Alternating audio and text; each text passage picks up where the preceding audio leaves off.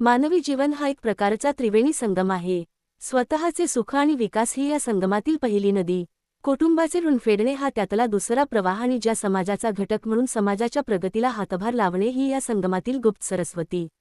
व्यक्तिगत आणि ही तीनही सर्वसामान्य माणसाच्या जीवनात अविरोधाने नांदू शकली तरच हे जीवन यशस्वी झाले असे म्हणता येईल.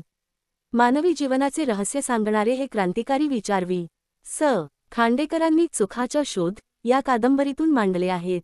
त्यागातच सुख असते ही परंपरागत जीवनमूल्ये प्रमाण मानणारा, आनंद एकावरच संसाराचे ओझे लादणारी अप्पा आणि भैया ही कर्तृत्वहीन माणसे, मनामनाची मिळवणी करण्यात असमर्थ ठरलेली सुशिक्षित, माणिक आणि भावनातिरेक व भावनाशून्यता या दोन्ही विकृतींपासून अलिप्त असलेली उषा. ही सर्व पात्रे हेच सांगतात की परंपरागत आदर्श आंधळेपणाने पाळणे हे व्यक्तीच्या तसेच समाजाच्या दृष्टीनेही अहितकारक ठरते.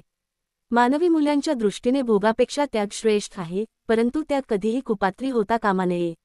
1939 साली मांडलेले हे विचार आजच्या समाजालाही उपयुक्त ठरावे.